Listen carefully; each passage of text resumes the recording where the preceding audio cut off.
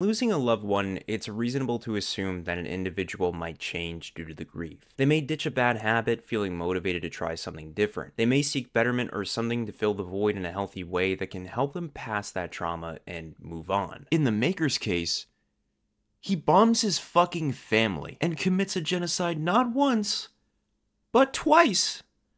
Because, I don't know, he got bored? Now just look at this sweet, smart-looking guy that looks like he wouldn't hurt a fly. The human version of Theodore the Chipmunk. This is Mr. Fantastic. Would it surprise you to also learn that these two people end up being the same person? If I could describe to you what it was like to read Mr. Fantastic's transformation into becoming the Maker, it was kind of like watching Anakin turning into Darth Vader. I say this because in the beginning of his journey, Reed is full of wonder and excitement. And in a sense, Reed wishes to reach for the stars and to never look back. Yet when he manages to finally grab a hold of each new discovery through his perfect ideas, whenever he unravels them, the more imperfect they become, the more he sees how ugly it is because of how real he's made it in his never-ending search for answers, leading him to become all the more bitter, resentful, hateful for the imperfect. Upon going through this evolution, Johnny, Sue, and Ben all can accept that Reed could become such a monster, equal to the likes of Doom and even worse. Yet when all the clouded judgments are brushed aside, it's shown that Reed was always a monster deep down. It was only through the loss of those he cared for that kept him grounded with morals and responsibility that Reed's ego ran rampant enough to no longer see the point in saving such an imperfect world, but to create a perfect one in his image, no matter the cost. You can almost say that it was inevitable. Now, what I aim to do in this video is provide you a concise breakdown of what led Reed into becoming the Maker, while going over his complete history, sort of how I did in my Red Hood video if you haven't watched before. You will see how he will become one of the most sadistic, soulless, and vile villains in the Marvel Universe. I felt so much dread and sadness watching a character have the opportunity to do the right thing over and over and repeatedly choose the wrong route. It's even more tragic when you watch this Reed flourish with the Ultimate Fantastic Four, learn to be the team leader, go on adventures with the team, and have intimate moments with each member, only for it to all end in the worst way imaginable. You just feel the depression loom over you, like things could have turned out differently if that one thing just never happened. Ultimatum! But enough of the semantics. I have a room covered in post-it notes about the Maker's history, and my girlfriend is yelling at me to just finish this video already. So let's get into the Maker and how he is truly Marvel's ultimate villain. When putting the Reed Richards of 616 side by side with the Ultimate, at face value there aren't a whole lot of differences. But what I love about the contrast is the two's upbringings. In 616, Reed's father nurtures Reed and his intelligence, always pushing him to discover, to always wonder and wander. Where Ultimate Reed's father is just a piece of shit. Reed's father is a drunk that is ashamed of his son for being a nerd and for not being exactly like him, looking at his son like he's a mistake and nothing like anyone else in their hometown, hating his son's passion for science. Reed's family, excluding his little sister, don't really connect with him whatsoever because Reed's hobbies include math, science, and building tech made from parts of the family's everyday appliances, which leads more often than not to Reed's father beating on him for not being quote-unquote normal. It's like a dark, twisted version of young Sheldon. Sweetie, you have to eat dinner. Sweetie, I want you to eat this. Sweetie, you have to eat and you have to talk to me when I talk to you. Okay. You want to talk about the bullies? Do you? You know, sweetie, you can talk to mommy about things that bother you. I love you, you know. I know. Hey! Hey, you do this? Why am I asking? Of course you did this. What did I tell you about pulling apart the phones? It's not a phone. I know it's not a phone. I don't want you pulling apart the stuff in this house. This is the last time I'm going to tell you. Now I can't... What was this? It's the blender. Fix it, or you're buying a new one right out of your allowance. I needed the motor to... Put it back and clean this pigsty.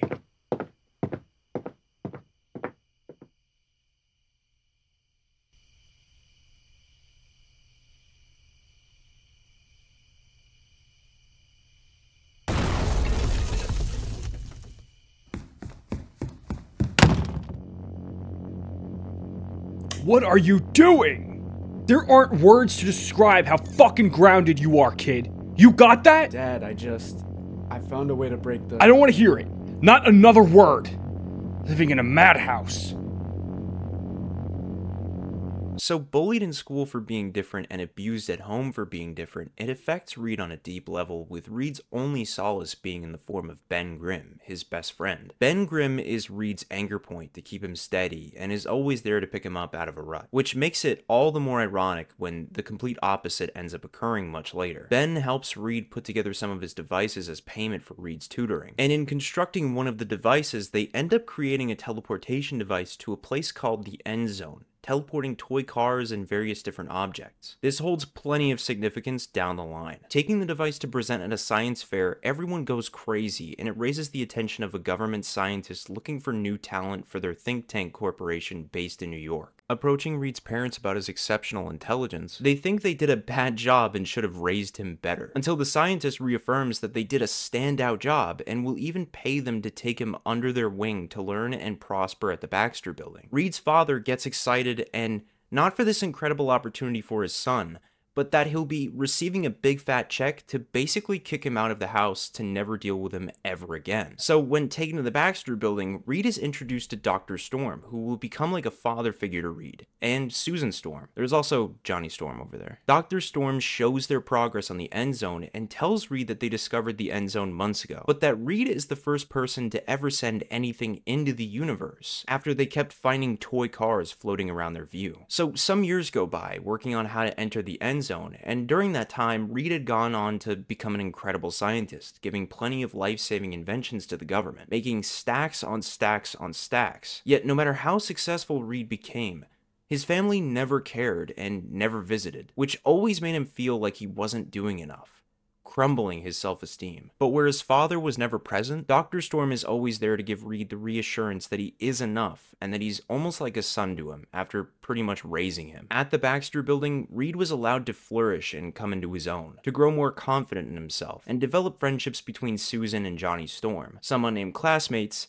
and the silent, enigmatic Victor Van Dam. He's not Doom, but he is Doom. The friendship between Victor and Reed starts off on the wrong foot because of Victor's lack of respect and privacy due to his thinking of himself to be superior from others because of his status as royalty. So Doom just kind of lets himself into Reed's quarters and makes tweaks to some of Reed's calculations. Reed at first discovers Victor doing this and demands for him to get the fuck out of his room and to never tamper with his work ever again. But once reading Victor's edits, he realizes Victor could be a huge help to him in cracking the teleportation problem. So Reed approaches Victor to basically form a truce and agree to help one another on each other's projects. At first, Victor is stubborn, but ultimately agrees once accepting that Reed is his equal in intelligence. But under the dark exterior lies an even darker intent in Victor, agreeing to help only to tamper with Reed's work any chance presented, due to Victor despising the fact that Reed is his equal, and Victor simply can't have that. This all ends up culminating years later when Reed has finally finished the teleporter to the End Zone with the goal to send an apple through and right back where it left, inviting Ben Grimm over a decade later to see the project that they made as kids brought to its full potential. Ben is only there for 10 minutes, living his best life, and finally able to see his best friend's dream come true. Victor pulls Reed aside to try a different set of coordinates for the teleporter, viewing it as a better and safer destination to send the apple through. However, Reed makes a point that he's ran all the numbers a cajillion times, and knows everything will fall through, but Doom leaves furious. So minutes later, when they begin to turn on the teleporter, Susan gives Reed a kiss, and right as the teleporter goes off, everyone can tell something is completely wrong. Once the dust settles, Reed wakes up near the blast zone with an extra 20 feet added to his height, lifting himself up to find all of his limbs super elastic and unable to control it. Walking towards the blast zone, the military open fire on him, thinking Reed is an alien that came through the teleporter, until Dr. Storm calls off everyone, recognizing the alien is just Reed changed. After which, Dr. Storm tells Reed that everyone in the blast radius has vanished. That includes Victor, Johnny, Susan, and Ben. Over time, they all come out of the woodwork, each with their own set of powers that set them apart from each other. Ben is earth, Sue is air, Johnny is fire, Reed is water, and Doom is horse feet, or death. if you want to be technical. It's later revealed through Reed confessing to Ben that he's responsible for turning him into a monster with the teleporter that we find out that when it was activated, it sent all of them through to the end zone as themselves. But when returning, their physical bodies were changed into one of many thousand different physical states. And if they wanted to reverse what had been done, they'd have to teleport with the correct sequence to change them back. Only the sequence could be one of millions, so reversing what had been done to them would be like 1 in a million odds. Ben tries to kill Reed at first when hearing this, until Reed confesses his guilt to Ben, that he should have never conducted the project, and promises to work day in and day out until he finds a cure for the 4 of them, after which they'd all be locked away and kept secret by the government till they could figure out a way to control their powers. After weeks of training, it's only through the crazed villain Mullet-Man setting loose a Godzilla creature onto Manhattan that the 4 assemble to take it on. At first, they struggle to work together and to put aside their differences, but through listening to Reed, they manage to defeat the creature using their powers effectively. So going further down the rabbit hole from where the creature emerged, they discover Mullet-Man posted up with a whole race of fungus/Atlantean beings a mile and a half below Manhattan. Mullet-Man in this universe worked alongside Dr. Storm until his inevitable termination after creating these creatures which the government, including Dr. Storm, viewed as unethical. Seeking to get back at the government and Dr. Storm, Mullet-Man secretly worked with Victor behind the scenes to help create a whole race of monsters, with Mullet-Man revealing that Victor was the one responsible for the end zone teleporter going wrong and altering them all. Learning the truth, everyone feels violated.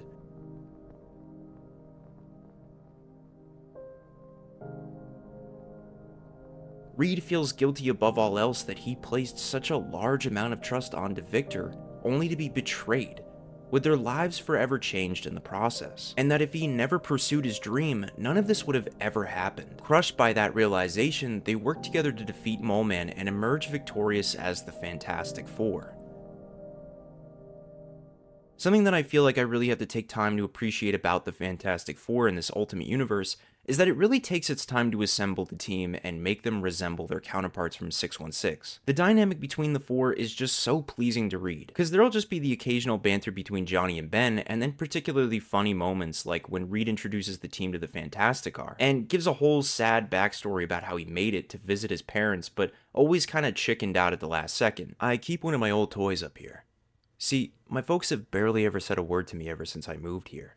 Sometimes it was okay, but sometimes when they just wanted to get off the phone or, well, I wanted to go see them. See, Ben, we didn't get let out.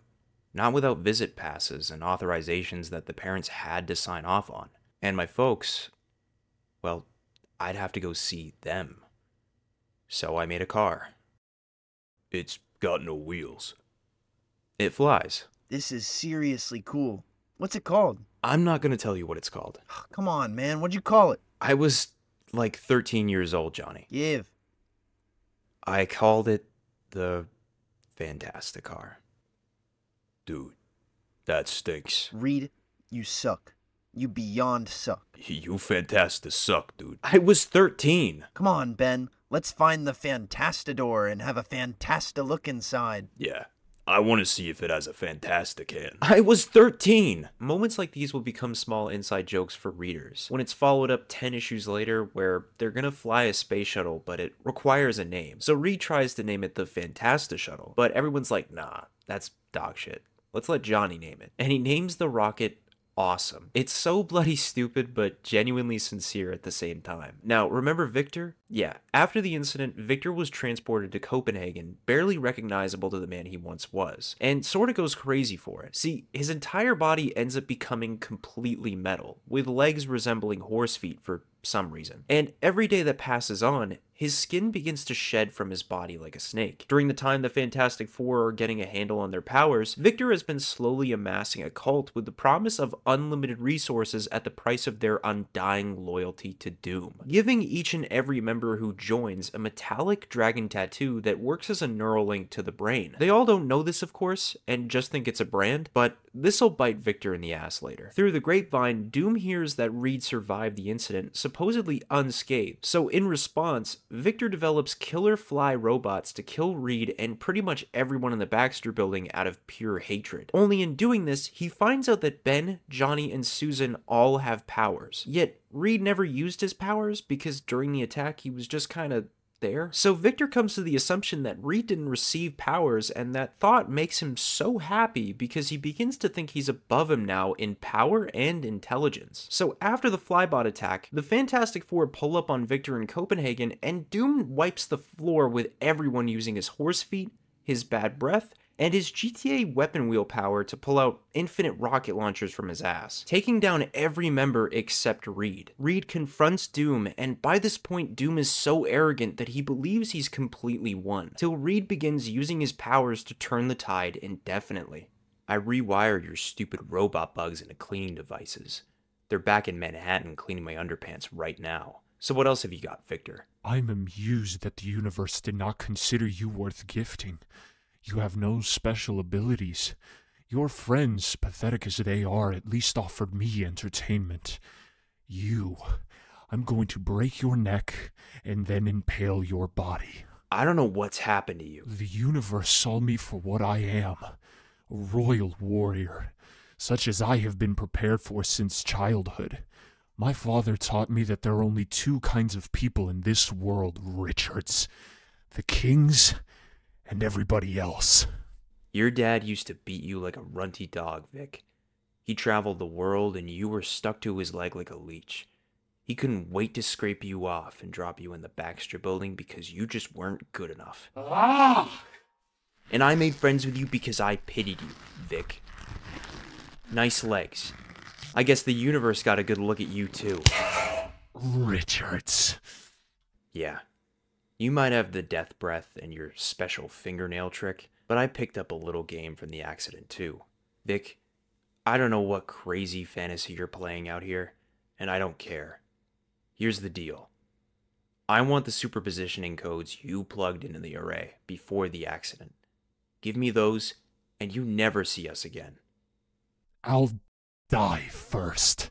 In a desperate act to win, Doom takes control of all of his followers to basically swarm the Fantastic Four, which quickly causes chaos in Copenhagen until the US Army shows up to basically say that this fight is finished, because technically, Victor has just been defending himself the entire time. With that, Reed and the team have to go, so Reed takes a piece of Doom's metal body that broke off and slashes Victor's face, leaving Victor imperfect, accepting that they'll never be cured, and that they're all in it together now. Beyond this, there are issues that take the time to explain how the powers have affected each member of the team's bodies. So for Mr. Fantastic, we find out that due to his elasticity in his body, all his internal organs, like his heart, his lungs, his stomach, pretty much everything are all just a ball in his body now. He no longer needs to eat or sleep, and he can pretty much never age, making him immortal, which excites Reed on so many levels. For Sue, she can essentially manipulate how light reflects from her skin or anything around her, which also allows her to generate force fields. For Ben, he's just simply a rock that can go toe-to-toe with the Hulk and still uses the bathroom. Listen, Ben, I've got some questions from Sue that, she thought might be better, coming from me. Okay.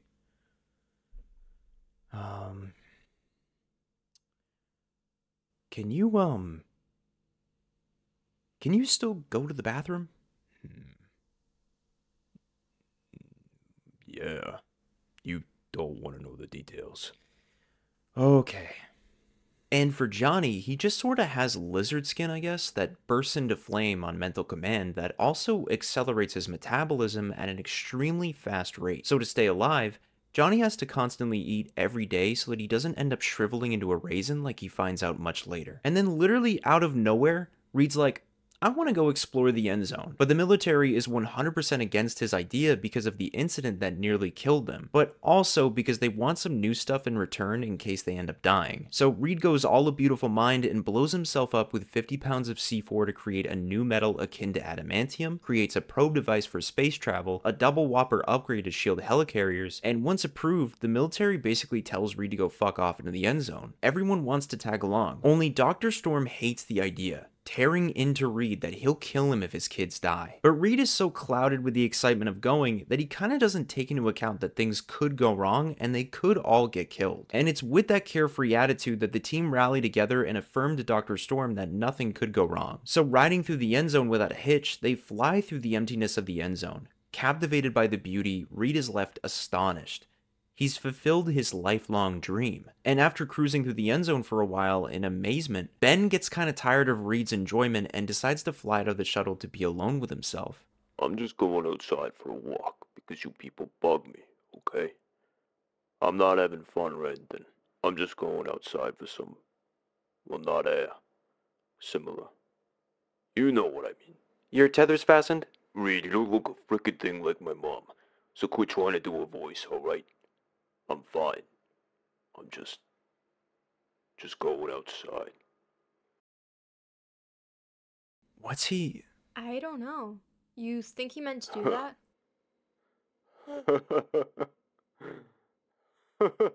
You think maybe we set his oxygen feed too high or something? No. No, I think he's fine. I swear, I don't remember the last time I heard him laugh. Not since before the accident.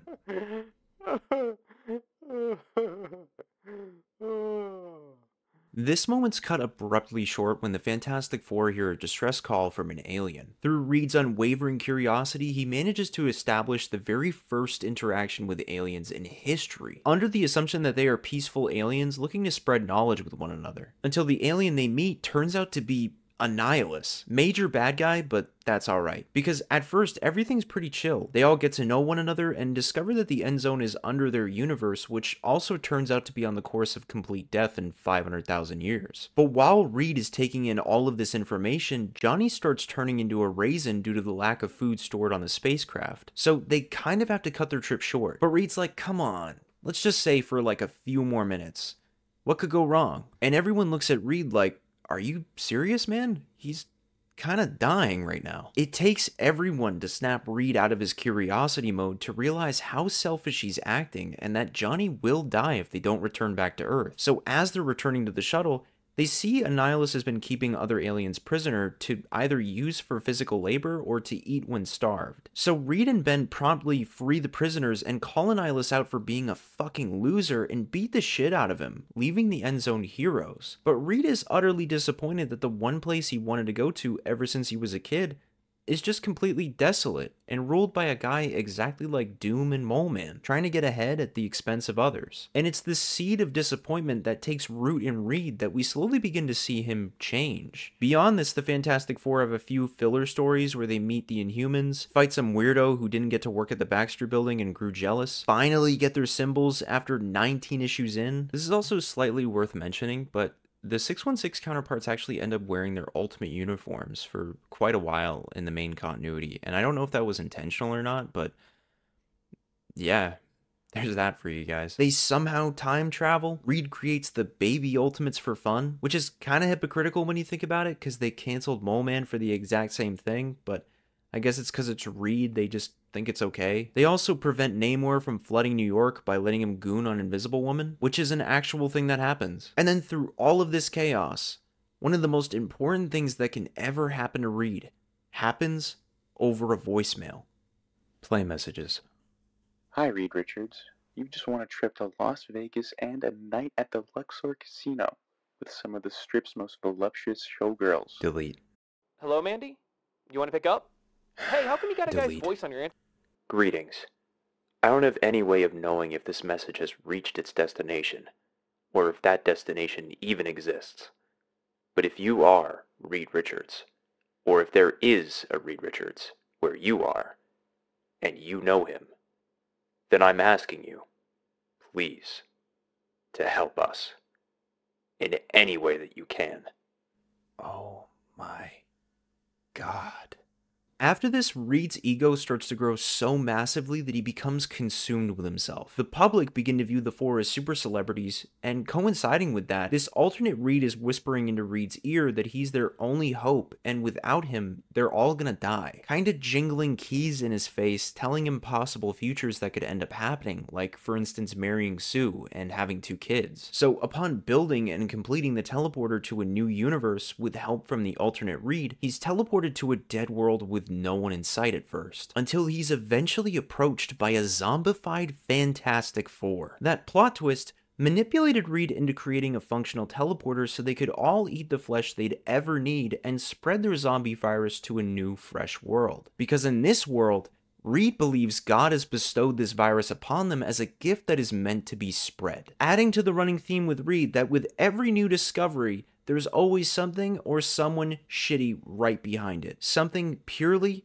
imperfect. Luckily for Reed, he's saved by a Deus Ex Machina in the form of this dead world's Magneto. In saving Reed, the zombie Fantastic Four go to the Ultimate Universe where they take on the Ultimate Fantastic Four, while Reed, Magneto, and the other survivors fight their way to the teleporter themselves to save whomever they can. Along their journey, they take on several zombified counterparts and many fall along the way, until they finally reach the teleporter cornered by every zombified hero. It's here where Magneto stays behind to sacrifice himself to destroy the teleporter to ensure that the Marvel zombies can't go to the Ultimate Universe, that Reed returns in time to stop the zombie Fantastic Four from spreading the virus and saving the day. After which they just sort of keep the zombified Fantastic Four in a containment cell to someday cure. Not really a good idea, man. Come on. So as the days roll around, they all just kind of converse with the zombie team. And on one of those days, it's Johnny's birthday. And Johnny decides to torment zombie Reed for a special beer concoction to impress Thor, because he kind of wants to join the Ultimates. Reed gives him this formula, and when the party begins, and he's handing out this special beer to everyone, Thor could really give less of a shit about the beer. So to impress Thor, Johnny works out an idea to prank Ben so hard, Thor will surely laugh his ass off and like Johnny. Only this ends up completely backfiring, and Ben confesses how he's been feeling about himself for months. Heck, I'm sorry, Johnny. This ain't your fault. I've just been feeling kinda low lately. I guess it just finally hit me that this is how life's gonna be from now on. This skin disorder I got in here. This radiation thing that's happening in my body. This ain't temporary. This is a lifetime condition, and that ain't ever gonna change. It's okay for you. You date cool chicks and go to cool parties. Me, I just think about suicide every day. I'd slit my wrists if I could find a razor that didn't break every time I tried. You think Reed could help me end it? Johnny? You think he could find a way to kill me, since he's given up on curing me? You figure that's too much to ask? Reed, not realizing fully just how much he's strayed from his quest to cure Ben, tinkers with the teleporter from before to operate as a time machine and brings the team to the day the incident happened to stop Ben from ever being affected. Through this, Ben gets to have a normal life, but the change ripples throughout time and leads to Thor becoming president, the invasion of the Skrull Empire, and the deaths of Sue, Johnny, and Reed, leading Ben to have to go back in time to prevent themselves from ever preventing Ben from ever being in the accident, which hurts Reed that his plan couldn't work, adding to his already immeasurable guilt, and further adds to the resentment Ben carries for Reed's ultimate mistake. Then just out of nowhere, Johnny gets sick from a Lovecraftian creature growing within his body, and also the zombie Fantastic Four end up escaping. So while they're eating the staff of the Baxter building, Reed looks for any kind of cure for Johnny, but every trail runs cold. So Reed goes to the last person on Earth he'd ever want to seek help from, Doom. When arriving to a thriving Latveria under Doom's rule, Reed tells Doom the situation, and Doom's like, yeah, I know. I gave Johnny the creature inside his body, and also helped the zombie Fantastic Four escape, and if you want me to help, you gotta swap minds with me. Reed doesn't want to magically swap minds with Victor, and he asks why he'd even want to do that in the first place. To which Doom says that Reed told people Doom made a mistake with the End Zone teleporter, and the accident that followed was Doom's fault. Taking that as an insult to his honor, Doom seeks to take Reed's place and show that he never makes mistakes and that he's always been better than him. So with time running out and with no other option, Reed accepts and Victor becomes Reed and leads the team to defeat the zombie Fantastic Four and cure Johnny, while Reed in Doom's body just sort of cries in the corner. Damn. Back at the Baxter building, the zombie Fantastic Four have been developing a teleporter back to the Marvel Zombies universe to bring all the zombie heroes over to spread the disease across the world. Yeah, maybe it wasn't a good idea to just keep them around after all. So Doom in Reed's body leads the team to Johnny to exorcise the creature from him, and during their preparation, Doom is all confident and secure that he won't make any kind of mistake and everything will go smoothly. Yet when exorcising the creature, Doom sort of just fucking mispronounces one of the spell words and just like lets lets loose Cthulhu out into the city. However, Reed inside of Doom's body becomes the new host to the creature. Using Doom's power combined with the creature's abilities, Reed decimates the zombie Fantastic Four and tells the team Doom's been inside his body the entire time, and that he's gonna go into the zombie universe to keep them from ever coming over. Yet before walking through the portal, Doom switches places back with Reed so Reed couldn't possibly one-up him with his self-sacrifice, as he then walks over to the zombieverse, challenging them all. And then Reed's family shows up, with nothing but pure hatred for Reed. The reason they hate Reed is simply because of the Fantastic Four's popularity. Because of this, Reed's family receives death threats galore. His father also lost his job, and they're too afraid to step outside of their house in fear of villains trying to kill them. So, Reed's dad promptly goes off on Reed to the point that it sort of snaps something in him, to which Reed promptly discards his family and leaves them for S.H.I.E.L.D. to deal with. Faced with all that hatred after not speaking to each other for years, Reed feels displaced, like he never belonged, and that the world he lives in is anything but good. This also isn't made any better when Thanos just sort of pops in to fill Reed's mind with evil juices a bit later, leading Reed to take out all his pent-up anger onto the team, treating them all like they're lesser than and not worth his time because of his superior intellect. So when the evil juices are ultimately expelled from him, the team, the only friends he's ever had, can't ever look at him the same ever again. And just when you think things can't get any worse, Ultimatum. Reed thought the Fantastic Four had faced the worst the universe could offer, and after surviving some rocky times with Sue and the team, Reed had finally worked up the courage to take his relationship with Sue to the next level and propose to her. But when Magneto decided to shift the magnetic poles of the Earth, it sent a tsunami right through New York, drowning it in a tidal wave of destruction, seemingly killing the Human Torch and Dr. Storm. With Susan lying near death from attempting to shield New York from the wave, Reed believed that in order to stop what had happened, he'd need to leave the others and find Namor, believing him responsible. Ben would plead for Reed to stay and not only help Sue or to find Johnny and Dr. Storm, but to also tend to the fallen. But Reed would end up leaving anyway, leaving Ben alone to pick up the pieces, truly alone for the first time since the accident. Reed finds and captures Namor to learn that he isn't responsible, and in the midst of defeat, unable to surmise who could have done this, Grant Morrison telepathically sends a message to all heroes that Magneto is the one responsible. Reed, among any heroes left to stand against Magneto, would inevitably put a stop to his terror and realign the magnetic poles, but it had sadly come at a great cost. And while Reed was doing this,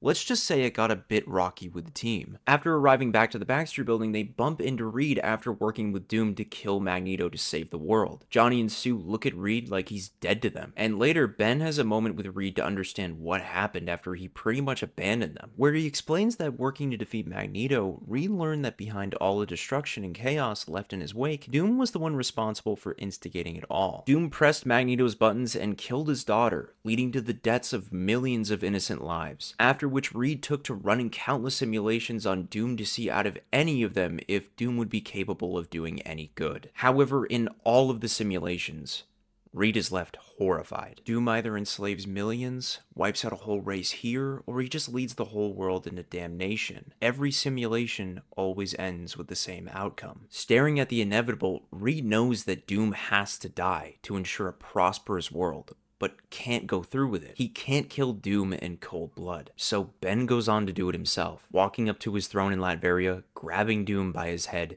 and squishes his skull till it'd pop like a watermelon, stating that everything he did was his fault, and he just had to pay for what he did. He had to. Arriving back to New York, everyone hosts a funeral for Dr. Storm, with the comic showing panel after panel that if the Fantastic Four were shattered and built back together with Elmer's glue, now those pieces were smashed even more, with no hope of going back. Reed says to himself that things weren't supposed to end like this. Their city died. Their father died, and now they're burying their innocence along with it, burying the team and their family of four for good. During the funeral, Reed tries to put it all back together. He thinks Sue will forgive him, and does the worst possible thing he could ever think to do, and proposes to Sue right over their father's grave. Sue looks at the ring, and says that Reed left. He chose to save the world over saving her, and left. She used to think that their love defied logic, but maybe he was just beholden to it, completely and utterly rejecting Reed's proposal. So Reed turns to Ben and thanks him for carrying the weight of the team on this one. And all Ben can say is, yeah, well, my shoulders hurt.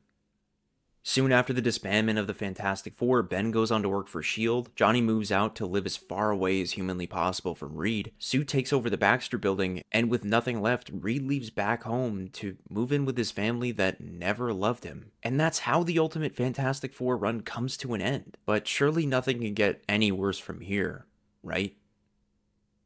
Oh my god, it gets so much worse.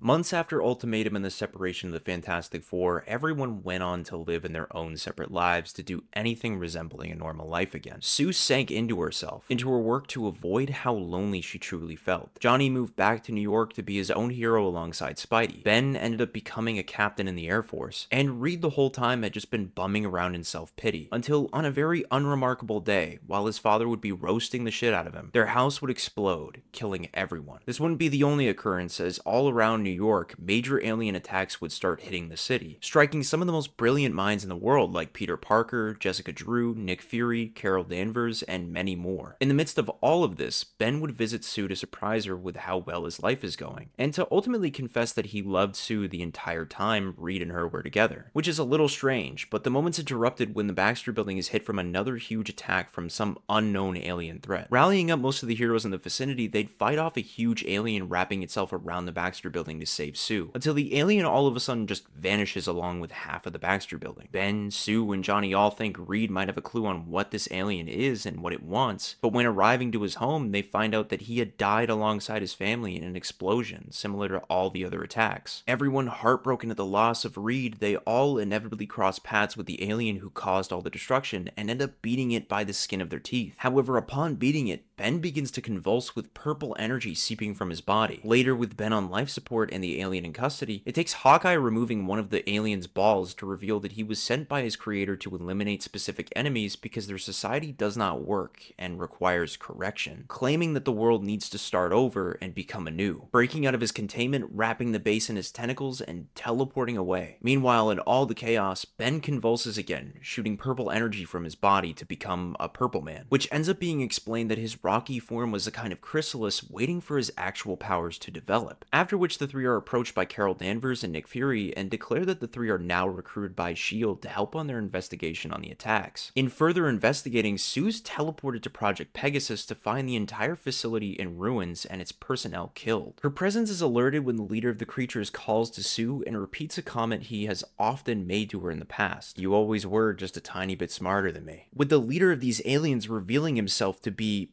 a still alive Reed Richards. Reed has now become someone completely unrecognizable to the Reed Richards we met all the way in the beginning. While Sue can't even fathom that Reed is alive and behind everything that's been happening, all she can really do and humanely ask is why he faked his death, why he killed his family, why he attacked the world. Why would he do any of this? The man that she loves would never do this. Until Reed snaps back in anger and claims that she doesn't know what kind of man he is anymore. Because after the quote-unquote torture he endured from Sue breaking up with him, Reed made so many scientific revelations that if he tried describing them, no one would even know what he was talking about. Thanking Sue for leaving him because if she hadn't, he wouldn't have made such discoveries. And now he's going to take great pleasure in showing Sue what he has in store for this world very soon. After which he commands his aliens to take out Sue until the plot would jump in at the last second to save her life. Suddenly, back in the present, Sue is rushed to the emergency room as she starts to flatline on the table, while Johnny and Ben watch in horror as the doctors struggle to bring her back.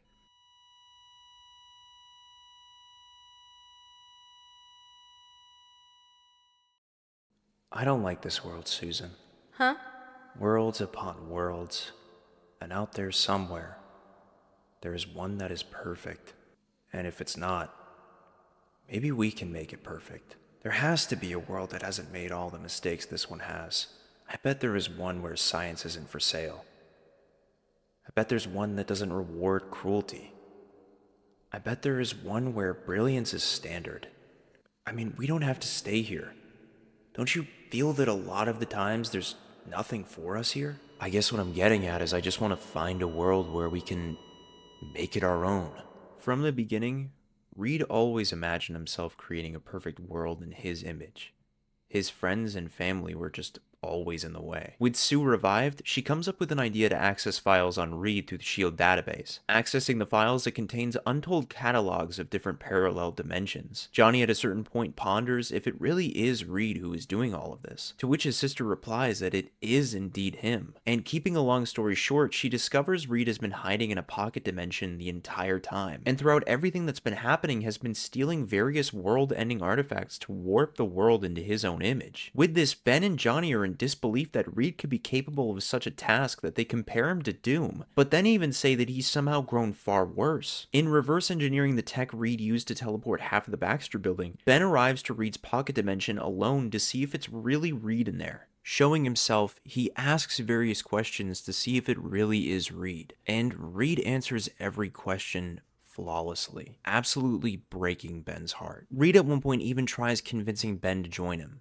up until Ben ultimately calls in the cavalry. As punishment for hurting his sister, Johnny flies in and mangles Reed's face. In the battle, the heroes manage to steal the technology that Reed was using to create his new facility and jump between universes, causing the entire facility to collapse. Reed's pocket dimension crumbling and his plan with it, Reed would end up getting flung from the facility, causing him to drift aimlessly in the negative zone, seemingly putting an end to the story of Reed Richards. Once after saving the day, the heroes return home. Sue approaches Ben and professes her love for him, as he did for her before the attack started. She even proposes to him, which catches Ben completely off guard, stating that every good moment she has ever had was because he was near her, and with that he accepts. And somewhere, adrift in the negative zone, Reed is alive. The Maker. Flying adrift in the negative zone after his defeat, Reed would scrounge together whatever he could find still remaining from his destroyed base, vowing to start again in his quest to reshape the world in his own image, returning home to cultivate a group called the Tomorrow Children, a group of only the most brilliant of pupils to learn under Reed in a place constructed in the Maker's image called the City. Whomever is unable to keep up for whatever reason should be disposed of, for only the flawless should live in a perfect world. With nothing left to do, they get to work.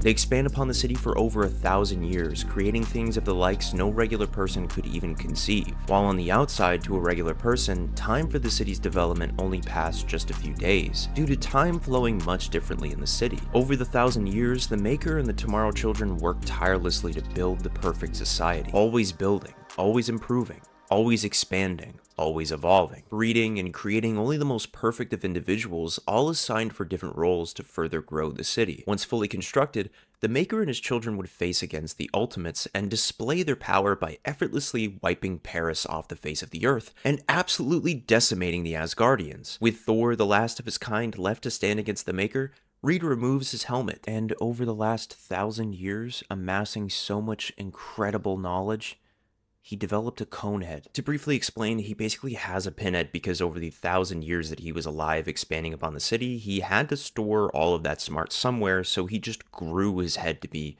a cone. Anyways, the Maker tells Thor that the city will stay, that they will only continue to grow, that they won't seek violence unless they are stricken first, adding to the message that he was always right, and he has created the perfect society. In response to the Maker's message, the Ultimates make several attempts to stop the Maker, but the Maker is just leagues above everyone in every way. The Maker and his children of tomorrow have evolved to a point where they essentially transcend every power the world can muster together, proving to be otherwise unstoppable to the point where the world is playing a game of chess with the Maker, only they've completely run out of moves, they've hit checkmate, and the only move left is to just throw the whole game away. So with no other choice, the Ultimates just do that. They throw the Celestials and the Eternals, they manipulate the Hulk to strike the city, and they let the President launch the entire country's arsenal of nukes at the Maker. Yet every single attack fails. The Celestials and Eternals are slaughtered. The Maker convinces the Hulk to join his side, and the total damage the nukes caused was barely even 10% of the city. In retaliation, the Maker uses one of his most prized children to wipe Washington, D.C. off the face of the earth. You are death, the first and last of a generation. Where there is life, you will end it. Where there was hope, it will die. You are the last of days, the end of an era. The boy who killed America. The death toll is incalculable. The president and pretty much anyone close to power is gone. The only successor left to take the reins as president is so far down the line of succession, it's astounding. The Maker has pretty much won, and nowhere around the world wants any trouble with the city now, because America is the pure example of what happens when you tick the Maker off. So in a last-ditch plan to save the world that only has like a 0.9999999% chance of working, Iron Man lets the Maker take him prisoner in the city with nothing but his underwear. At first, the Maker is completely taken aback and figures Tony must be hiding something, so he runs a scan to find nothing but a small tumor nestling inside of Tony's brain. The Maker removes his helmet to make a comment that they're kind of twinning now. And in an extremely petty way, he adds that he would have cured him if he just had switched sides a while back. However, while the Maker prepares to torture Tony, the turn of the tables. See, the tumor inside Tony's head is a virus that, once connected to the city, would begin to spread like a cancer, affecting the city's parameters, allowing the city to think for itself, giving it sentience. Essentially, the city turns against the Maker, realizing its Maker's very own hypocrisy, seeking to always evolve, yet doing so for all the wrong reasons. Number 1, by using one of his own children as a sacrifice to bomb America. Number 2, concealing the cognitive advancement of the city's intelligence by never allowing them to be smarter than the Maker. And number 3, pursuing violent reprisal against the United States, deeming the Maker's behavior as regressive, not essential, and unfit to lead the children of tomorrow, leading the city to ultimately discard the Maker, with the final nail in the coffin to end his reign in the form of Sue Storm, arriving to surround the Maker into an invisible force field, telling him that she spent a lot of time feeling guilty over what he became. But now, she's completely over it, stating that he can't very well die, but she finally figured out the next best thing. The beginning of the end. Imprisoned for quite a while, the Maker's dream girl sort of just plops in through time to free him and a few other baddies to save their universe from a looming threat, dubbing themselves the Dark Ultimates. Now, the dream girl in question is a Sue Storm from a future where everything went wrong. So to stop that future from ever happening, they have to assemble all the Infinity Gems before the threat arrives. This involves a bit of brain surgery on Tony and the Hulk wearing 2 Infinity Gauntlets, but it's through the Ultimates stopping them from using the gauntlet that the threat the evil Sue warned about arrives, nullifying the stones and leading them to fail their mission. Imprisoned again, Sue approaches the Maker to say that she'll never understand him. He could have made a better world, and even did, but the way he went about it was horrible. Moving past that to tell Reed that the threat they were warned about is coming. Something much bigger and more powerful than anything they've ever faced. And it sent Earth a message with just one word. Hunger. Welcome to the end of the Ultimate Universe. So Galactus shows up, and he simply just starts tearing apart the universe. This is explained through events in Earth 616, where the timeline got messed up so much that it sent ripples throughout the multiverse, basically plopping Galactus in the center of the Ultimate Universe. And when he arrives to Earth, he decimates everything in his path, and every hero stands virtually no chance against him. So instead of fighting Galactus and wasting time, they seek out the Maker to find an answer on how to defeat Galactus. Yet the Maker just has no idea. However, he does come up with the idea to travel to the 616 dimension this Galactus came from and figure out a way to stop him there. And everyone's like, fuck this guy, we can't trust him. He'll just screw us over the first chance he gets. But really, they have no other choice because the world's already ending as it is. So when Reed, accompanied by Miles, arrive to Earth 616, they enter the Baxter building seeking answers on defeating Galactus. They find the answers pretty easily. However, Reed finds out that on Earth 616, his counterpart has everything he lost and more. And in returning back to their world, Reed provides the Ultimates with all the info needed and apologizes to Sue for everything, apologizing that it took so long for him to see just how beautiful the world truly is. Through the efforts of every hero on Earth, combined with the data the Maker managed to retrieve, they'd be able to stop Galactus, but at the cost of several of Earth's mightiest heroes. In the Maker's saving the day, there isn't much cause for celebration, and all really anybody can say or do is, yeah, we just keep going. Reed is also sort of given a second chance after saving the world, and for a brief moment he tries to be better than the man he once was. The writers try to push a redemption arc onto Reed, but it doesn't go on for more than 2 days according to the timeline, simply because for Reed there is no going back at all to that heroic Mr. Fantastic he used to be. The guy committed a genocide twice.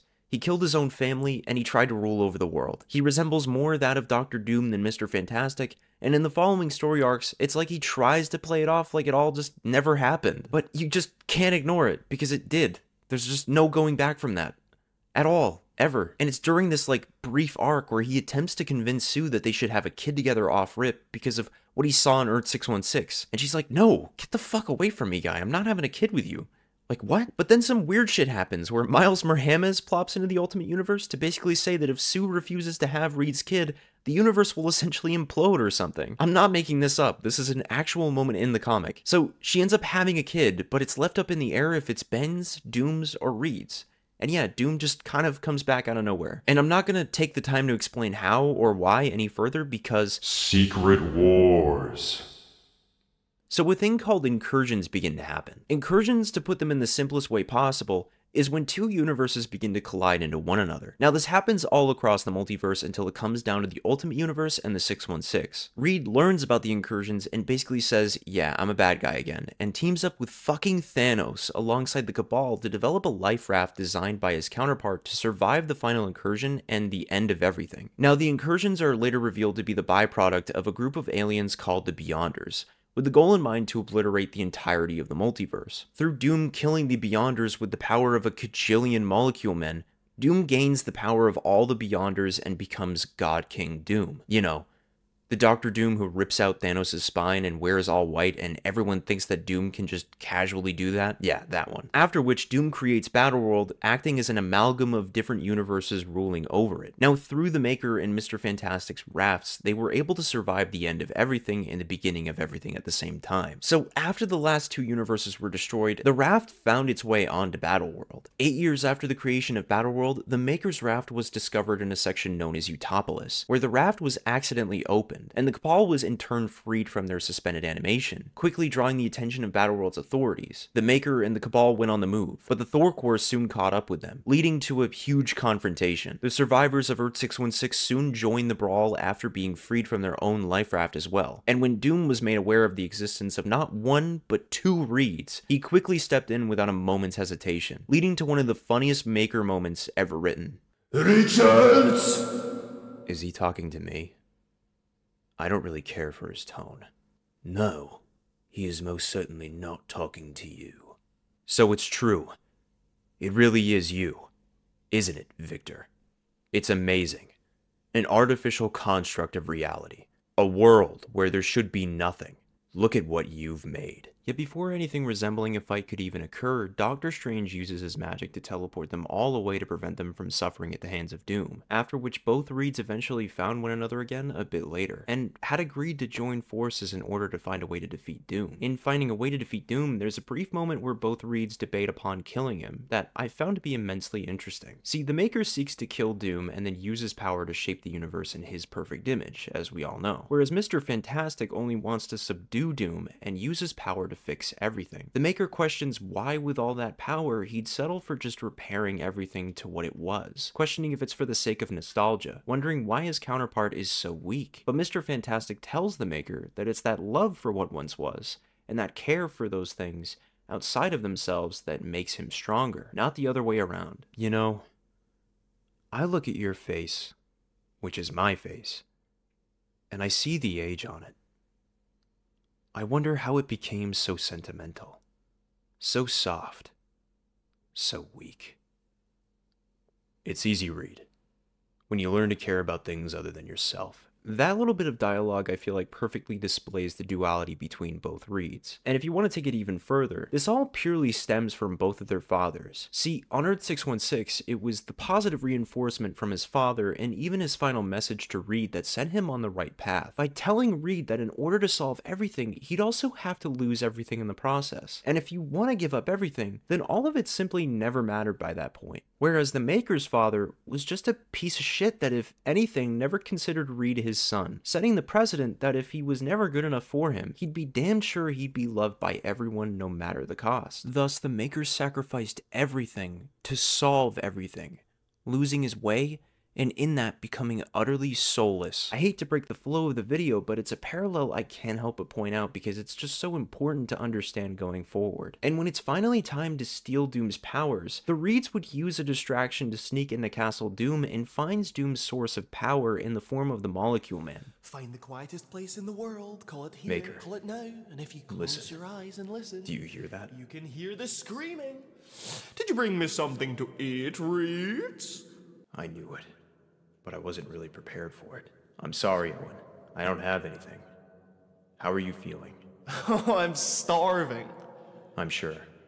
An infinite number of missing mouths not being fed will do that. But I think we can help.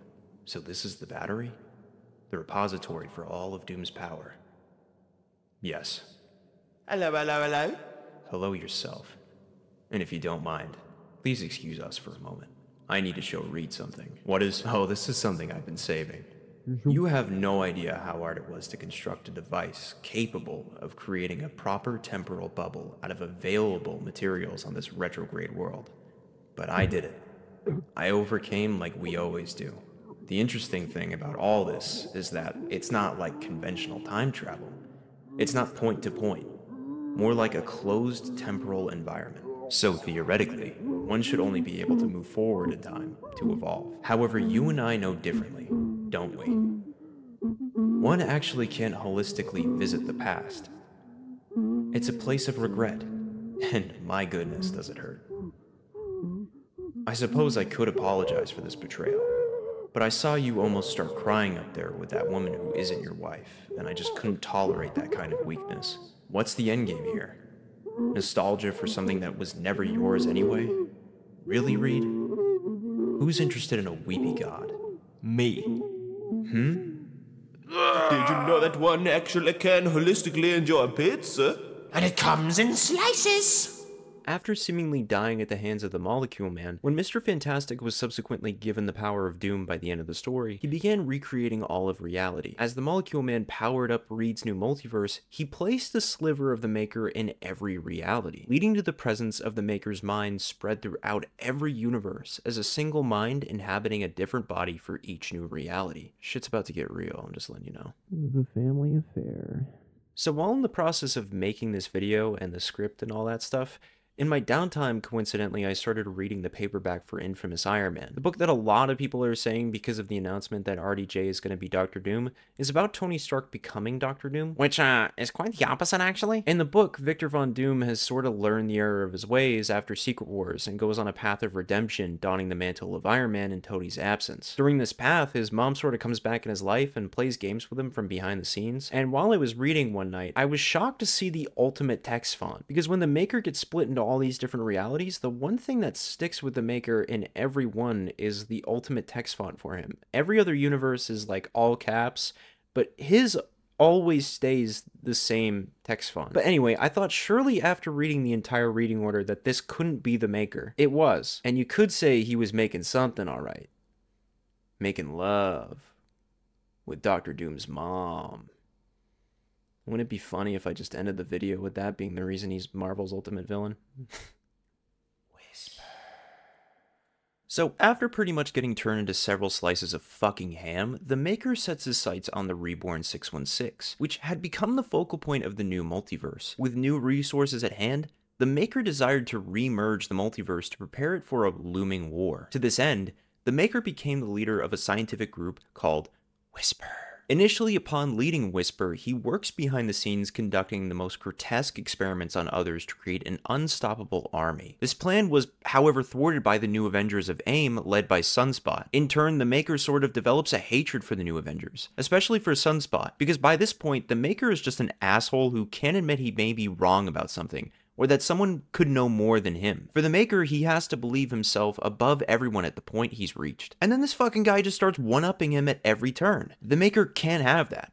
He has to be perfect. He cannot have someone equal to him, kind of like someone else we all know. Realizing that he needs resources for his ultimate goal, and finding that the new Avengers have pretty much everything he would need, the Maker starts to play behind the scenes, bugging the new Avengers HQ, rallying up a group of villains, dubbing them the Revengers, and systematically breaks each member of the new Avengers. The Maker waits till the team is at their weakest, and finally pounces. But there's a twist. See, the Maker isn't from 616.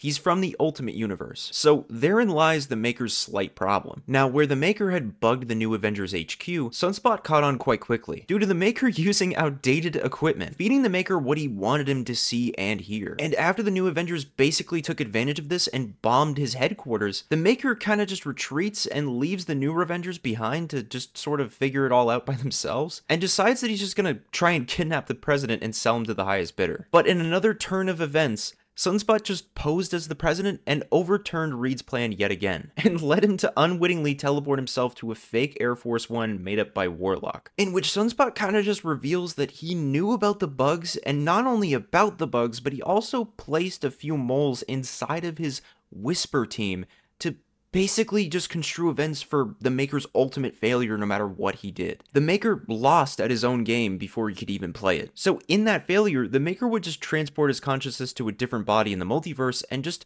kind of start a war with the High Evolutionary to merge the multiverse, which not only happened to resurrect the Ultimates, but subsequently led to his own demise again. And where the Ultimates were resurrected, they were also kind of royally pissed that the Maker brought them back just to be used, so they set out on a mission to kill every version of the Maker they could possibly find. But this sort of development never really gets expanded upon ever again.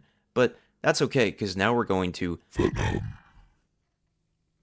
Now, at some point, whether in Future Foundation or in Donny Cates' Venom, the Maker discovered the Council of Reeds and sent them a job application like he was on Indeed or some shit. The Council of Reeds got a hold of his application and basically said to the Maker, "Thank you for applying for the position, but unfortunately you do not fit the requirements. We'll keep you posted once you somehow maintain control over your original universe." So the Maker initiates Project Oversight, which is essentially the task of returning, restoring, and conquering his original dimension 1610. Now, since the Maker's body in the Ultimate Universe was destroyed, the Maker had to first figure out a way to safely transport himself to the Ultimate Dimension. Thus, the Maker developed an interdimensional gateway to the Ultimate Universe. However, he lacked something to keep himself safe through the travel physically and mentally. So the Maker would retrieve a damaged sample of the Venom symbiote from the Ultimate Universe, and hypothesized that if and when bonded to the synthetic symbiote, he could safely return to the Ultimate Dimension. But that'd only be possible if the synthetic symbiote were repaired. So the Maker hatched a plot to steal a sliver of symbiote from a symbiote dragon that had been frozen for millions of years. However, this went horribly wrong and set off a chain of events that woke up the goo god of darkness called Null. Through great effort and little time, the Maker would show up a few times to study Eddie Brock and any symbiote he could possibly come across to see if by some means he could combine both regular and synthetic symbiotes to accomplish his plan. Yet upon attempting to combine them,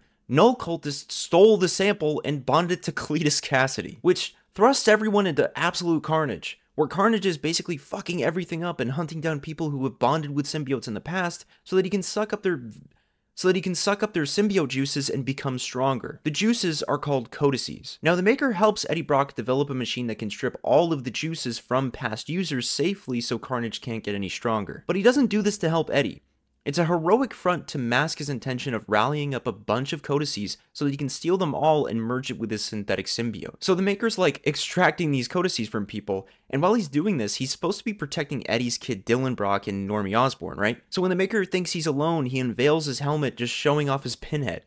And the two of them just out loud go, "Ew, what the fuck? Why do you have a pinhead?" And the Maker's like, "Fuck these kids, man," and just tries to kill them, merging with the codices to become this scary, gooey spider creature. Now, he merges with the codices so that he can bring them back to his home base to merge the synthetic with the real thing. But some heroes end up getting in the way by covering him in napalm and burning him to a fucking crisp, ending his story. Thank you for watching. Don't forget to leave a like and subscribe, and I'll catch y'all on the flip side. Nah, I'm just kidding. The Maker manages to get away with his life, but he doesn't have the symbiotes, so he gets to work on a slightly different way to repair the synthetic symbiote. Eventually, somehow, he accomplishes his goal, it's never really explained, and walks through the interdimensional gateway to find that the Ultimate Universe is in complete and total ruin, much to his delight. Now, after this happens, in the story King in Black, this one guy I mentioned earlier shows up and consumes the world in total darkness. Venom, through the power of Captain Universe, ends up killing the god of symbiotes and basically takes his place as the god of symbiotes. And through the collective hive mind of the symbiotes, The symbiotes alert Eddie that the Maker is in the Ultimate Dimension plotting to destroy their dimension to impress the Council of Reeds so much that they'll make him Employee of the Month. But he's not really doing it to impress them to become Employee of the Month, but he just wants to do it to kill all of the rest of the Reeds because he fucking hates Reed. With that information, Eddie tells pretty much every hero in the 616 that the Maker will return from the Ultimate Universe to enact his invasion very soon, and that whatever he has planned will be worse than anything they've ever faced before, which leads us into Ultimate Invasion. Now, here is where we bridge the gap from Donny Cates' Venom to Jonathan Hickman's Ultimate Invasion that I briefly have to explain a few things. Now, Donny Cates was set to continue the story of the Maker's journey to shape the multiverse into his own image through Ultimate Invasion. Only before we could see this come to fruition, in 2023, Donny Cates had sadly been in a cataclysmic car accident that had messed him up pretty bad, giving him amnesia, wiping away roughly 6 months of his life according to what he said upon being interviewed. After which he took a much needed break from writing and even went back to his own stuff he had written, amazed that he wrote stories like Thanos Wins or Cosmic Ghost Rider and even his own Venom series that had just ended. Now, with what happened to Donny Cates, Marvel handed the Ultimate Invasion event over to Jonathan Hickman instead to still carry out what had been planned. Now, a lot of people say that Hickman casted aside everything that Cates had set out for the Maker, but I don't think that's necessarily true, because at the end of Venom, the Maker is still in the Ultimate Universe 1610, where everything is in chaos. Yet when we begin Ultimate Invasion, he's back in 616, still in prison in the vessel that Sunspot's new Avengers had stopped from a while back. This doesn't mean the Maker just came back from the Ultimate Universe. He's still there planning something, or maybe he isn't. But for whatever reason that I'll begin to explain in a sec, he still needs to be in the 616 to complete a few more steps of his ultimate plan, because as time went on, trapped inside his overtly complicated cell with no contact to the outside world other than several therapists assigned to treat him, for what felt like an eternity, the Maker eventually brainwashed each and every one of them to enlist a team of mercenaries to break into his cell and provide the Maker his gear with the promise of $1 billion in the end. Assembling his gear, instead of honoring his word, he'd instead morph the mercenaries into a homunculus of himself to leave as a red herring for those who'd seek to find him. Upon further investigation, Mr. Fantastic and Black Panther discover that the Maker has escaped, and God only knows what his next move is. T'Challa even says to Reed that he's the smartest man in the universe, and now there's an evil version of him loose in this world. Where could the Maker have gone? Reed says back, "I'm less worried about where he is, and more worried about what he's doing and why." Over the next week, the Maker infiltrates the Baxter building to rob information on superheroes from his Earth 616 counterpart before hopping throughout the world to steal technology from the Illuminati. At a certain point, the Maker has everything he needs and still steals things that are otherwise redundant as a calling card of the Illuminati that they're hella dumb. After drawing so much attention, the Maker uses the stolen technology to make a teleporter to another universe he could call his. Yet before he makes this leap, he does something a bit curious. The Maker appears in the bedroom of Miles Morales and tells Miles that he is his brother. Not familial, of course, but rather they are the only two survivors of a dead universe. He must have forgotten about Jimmy Hudson, or probably just wasn't even aware of his existence. Something Alex and the Maker have in common, I guess. But the Maker exclaims that they remember a world, a life that will never be again, asking Miles if he'd like to come with him to the new world he's off to. Miles thinks for only a moment and says, "Nah, I'm good."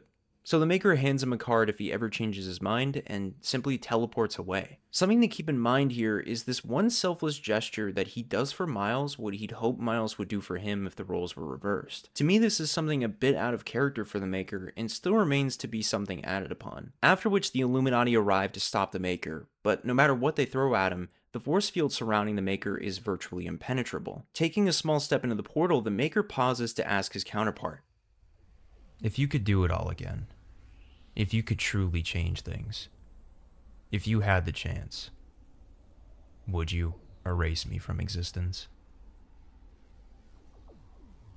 Yes. I'll keep that in mind.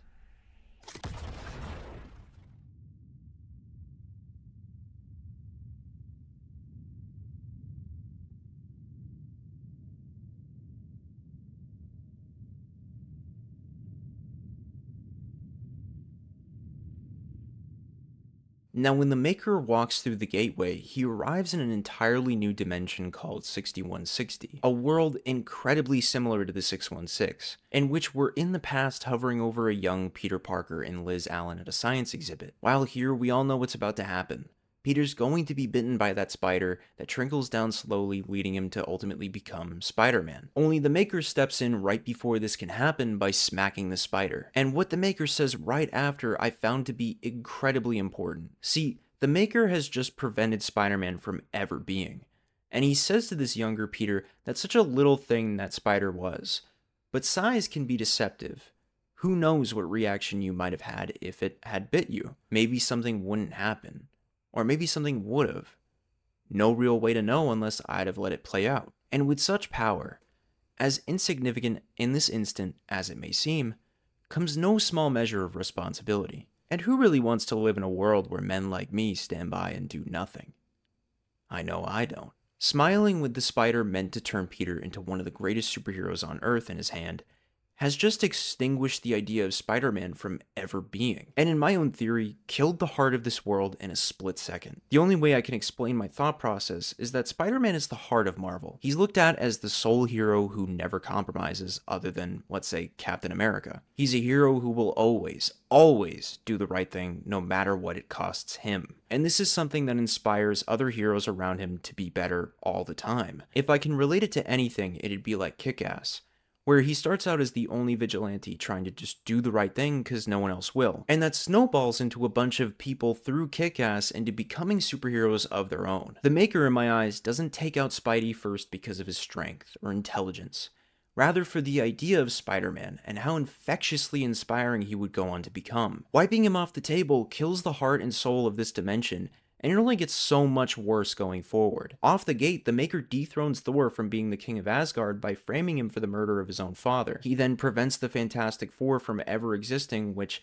I'll happily go further into detail much later. And through changing most of the world's events, there are still events that he cannot quite control. In the Hulk's case, he's a fixed point in time that cannot be prevented. So the Maker takes the Hulk and turns him into a spiritual and enlightened person, while completely disregarding an entire island's people irradiated into nothing less than gamma-induced monsters. It's utterly horrifying. Among other things, the Maker was unable to find the frozen body of Captain America for him to murder, as Project Rebirth apparently never existed in this reality. Regardless, the Maker reaped the absence of Earth's paragons by establishing himself under the guise of a powerful and benevolent figure. Through his manipulations, he turned Stain/Stark Industries, the Hulk, the Harada Yoshida Alliance, and the Rasputin family into world political leaders while unknowingly serving the Maker. In the present day, Howard and Obadiah, along with the other world leaders, are invited by the Maker to Latveria to participate in a globally televised showing of the city's opening after 2 weeks of silence. However, just as the Maker prepares to greet them, a large portal suddenly opens in the sky, and out of it a clone army consisting of Captain America, Thor, Giant Man, Wasp, and Vision proceed to attack the Maker and his guests. A huge fight ensues between the world leaders and the clone army until it all comes to a close with Obadiah's armor going haywire, causing a massive explosion. From this, Howard Stark awakens later to the Maker at his bedside, kind of just waiting for him to wake up.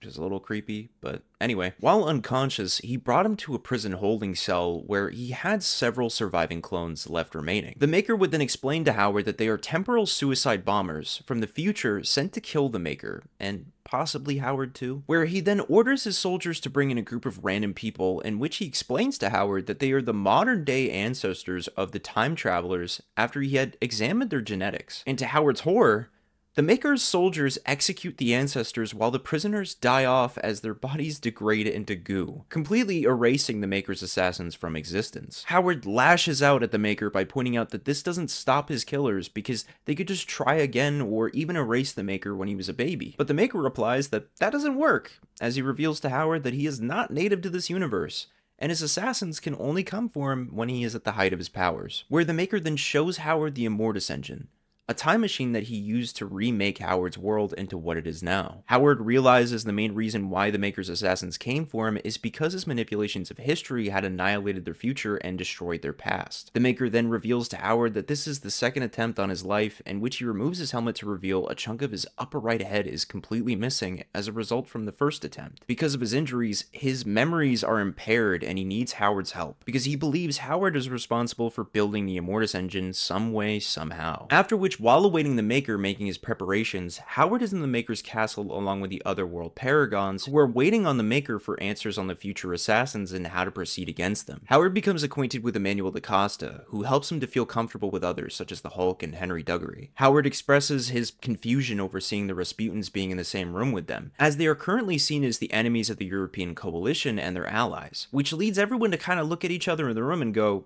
man, you really don't get it, do you? DaCosta and Hulk reveal to Howard that the 7 major power blocks are never enemies at all. They are running a decades-long facade in which each nation takes turns assuming as a rogue state, to make the world's citizens focus their attention on manufactured external threats away from any internal problems from their home nation. In short, they are maintaining the illusion of peace in an illusionary time of war. That's when the Maker finally makes his presence and voices another reason why he is maintaining the status quo. The quote-unquote little people hate the powerful and rich who rule over them, while he and the world leaders could rule the world through outright violence, no different from how powerful nations and empires ran down powerless states in the past. But in the modern day, the people are a collective who are uniformly opposed to that, which is why the Maker necessarily gave them something else to focus on and prevent them from starting uncontrolled wars, and allowing the Maker and the world's leaders to focus on the real work. After which the Maker takes Howard inside the city, to its deepest section, where some truly genius work is done, where the Maker then introduces Howard to his assistant inside the city who will help him construct the second Immortus engine. That assistant is the Earth 6160 Reed Richards. Now, it was left up in the air for some time on what the Maker exactly did to this world's Fantastic Four for quite a while, but I promise you, we'll go over that pretty soon in its own section. Yet, you really have to wonder what happened, considering the truly fucked up mind the Maker now has, being like 2-something thousand years old. These fucking mice could be them for all you know right now. Because the Maker at this point is just an asshole. He can solve everything. He's essentially become a god. Why does he fuck with this Reed any more than just by taking away the chance of getting their powers? I mean, he literally does it, but doesn't stop there. He literally just hates Reed for existing. Because on some level, the Maker sees maybe that person he can't be anymore and can't figure out why. Because Reed can create thousands of solutions to solve countless problems. He can live forever. He can cross dimensions on a whim. He's worshipped as a god. He has everything a person could ever want. Yet it all remains nothing to him without a soul, because it's easy. It doesn't feel earned. It's all so unnatural, so imperfect, just as he is himself. And it's that pure hatred for Reed, a version of himself that's impossible for him to ever be again, and that question that keeps the Maker up at night, of why isn't this Reed who has lost everything not exactly like me? And have I always just been broken? That I found so unbelievably fantastic. Say that again?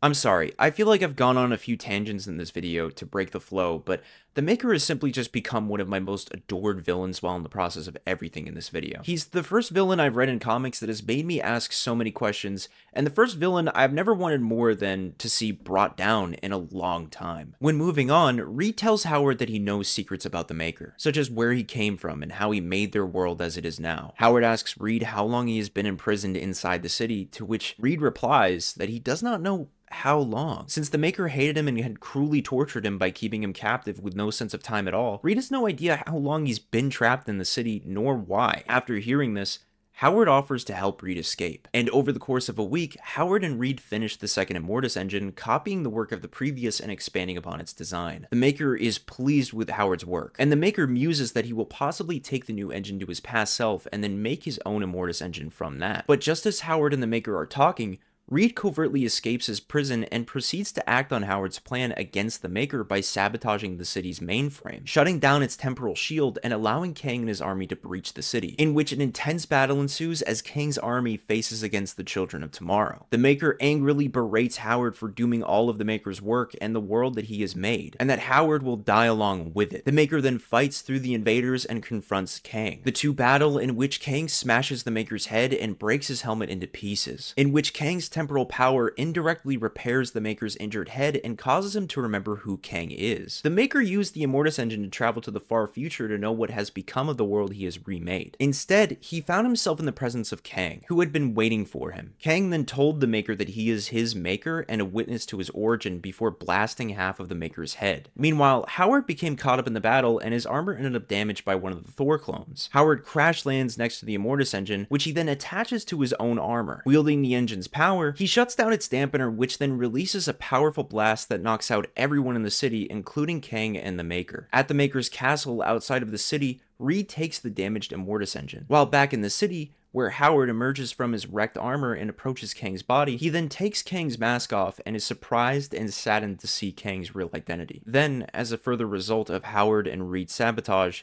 the city is closed off from the outside world, trapping everyone inside. 1 week later, the world's leaders gathered at the Maker's castle and discussed the Maker's fate inside the city. They have no means of opening the city, and they are also aware that time inside the city goes very long, as 3 months passed on the outside would be equal to 3,000 years inside of it. Emmanuel DaCosta states that the city will only reopen after 2 years, and everyone is very uncertain what will come from it. While at Stark Tower, Reed had met with Tony and had given him his father's letter, the damaged Immortus engine, and the Maker's secret files from Earth-616. Although Tony is saddened over his father's unknown fate, he's determined to carry on his father's mission to undo the Maker's work. With Reed's help, Tony constructs a new armor with the repaired Immortus engine built into it. He decides not to call himself Iron Man as he feels the title still belongs to his father, but instead takes up the temporary title of Iron Lad, traveling through time to seek out heroes long forgotten or those who have never been.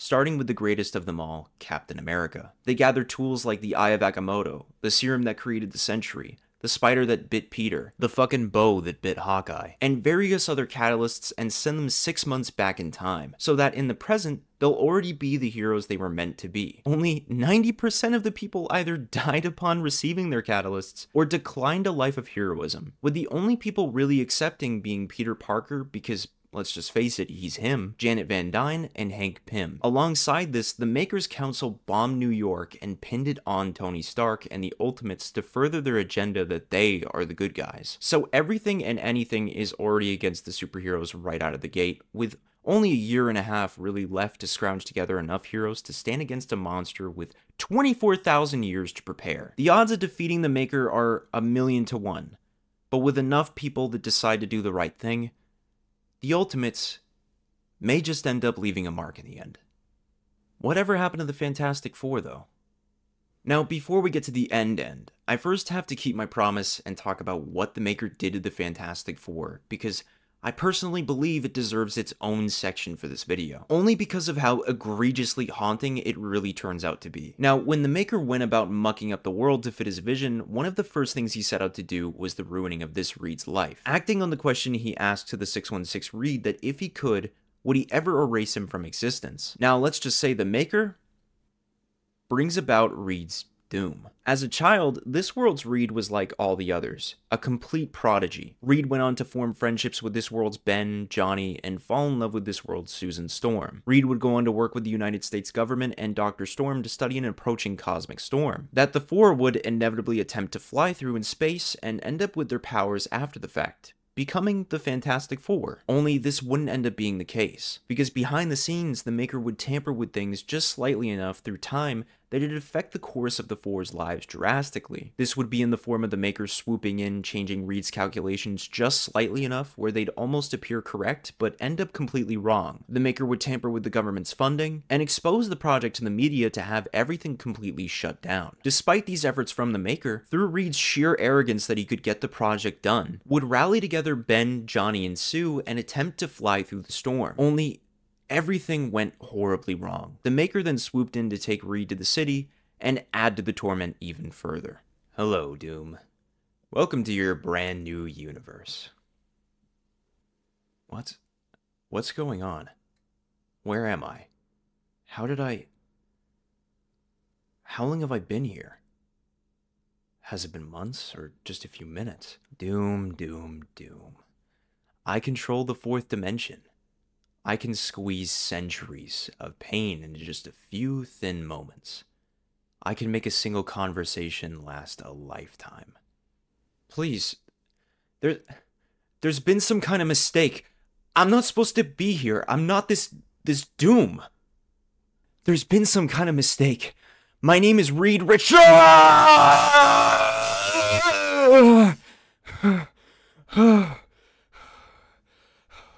I am the Maker. I do not make mistakes. You make mistakes, don't you, Doom? Mistakes that kill friends, ruin lives, mistakes that blow up in your face. That's you, Doom. Please! Please, I'm Reed! Please, why are you doing this? Doom is your name. I'm as sure of it as I am my own. Everything you touch, everything you are, everything you love, all doomed. Accept this and be free. I wish I had time to check my calculations once more, but if we want to get readings from inside the Cosmic Storm, it's now or never. When you're ready, Ben. Another thank you for getting me on this project, Reed. I always wanted to do something important. My grandpa flew planes in the big one against the Nazis, and my pop flew against the Eurasians. And now, thanks to you, I get to fly too. What about your brother, Johnny? So this is the guy? My sister won't shut up about you, Reed. No, we missed it. My calculations must have been... hey, something's... Johnny! Ah! You three just destroyed a $10 billion project and broke 100 laws of the North American Union. Not to mention getting a minor killed. We're still working exactly how to try you, given the top secret nature of this facility. But all of you are going to jail for the rest of your lives. I'm Susan Storm. There's nothing to worry about, darling. Once we've come through the storm, we'll be heroes. I'm sure of it. Who are you? The world is ready for big, transformative ideas again. Isn't that why you put this project together in the first place? Isn't that why we're all here? The readings we take from the center of the Cosmic Storm, we'll be able to see the universe in an entirely new way. We'll be able to see ourselves in an entirely new way. Who are you? They're shutting down the project. You're wildly over budget and failing safety inspections. The board of directors doesn't see the practical applications. They can't do this! This was years of my life! Years of our lives. I won't let them do this. Not when we're so close. Are you with me? Doom is what you bring. Doom is who you are. Now say it. Who are you? Reports confirm the body found at the bottom of the abandoned quarry was that of disgraced test pilot Benjamin J. Grimm. Investigators are ruling the death as a suicide. I pulled some strings for you to get here. For her. She wanted to say goodbye. I don't understand. What's... The stray cosmic radiation from your joyride that tore her cells apart. There's nothing we can do but watch her fade away. Now hurry up. You killed my children, Richards. I cursed the day I saw your face. Still with me? Sue?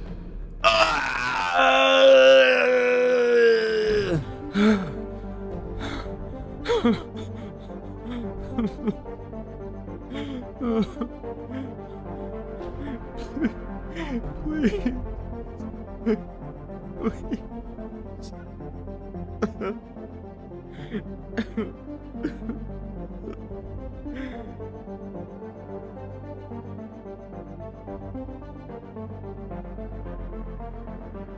I am Doom. There's no going back now. The four of us are about to make history.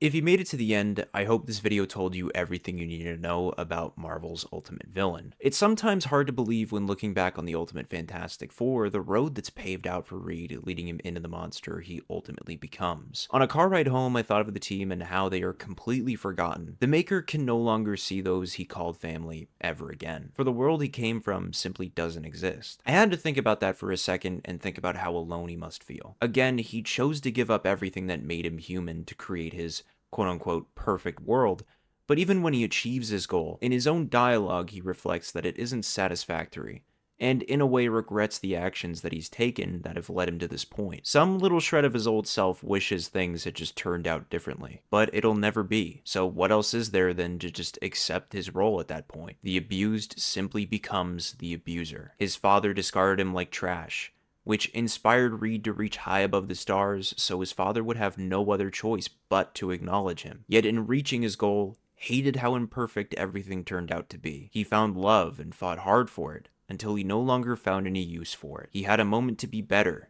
to truly see how beautiful everything was around him, but grew bored and tried to create something better. He used to believe that everyone had something to offer, that all life was precious, until all he could see were the flaws, the contradictions, the stagnation, deciding to create his own perfect children of tomorrow at the cost of tearing everything redundant down, leading up to him getting everything he could ever want, being splintered across the multiverse, only to hate that in every dimension he is forever fractured, while in every dimension his counterpart is whole. And it's as I said in the very beginning, that it's increasingly heartbreaking that Reed had so many opportunities to do the right thing, and repeatedly chose the opposite, that I find his story so brutal. It's in every action building him into the monster who destroy universes to create a world in his perfect image. It's his discarding and tearing apart of those who were meant for more in place of his vision, believing himself a higher being, and his belief that he can do better than how things were meant to play out, that I believe the maker is truly Marvel's ultimate villain. With that, I hope you guys liked the video. Go read every Ultimate comic that's out right now. I promise you'll love it. And I'm gonna go sleep for a few weeks. I'll catch y'all on the flip side.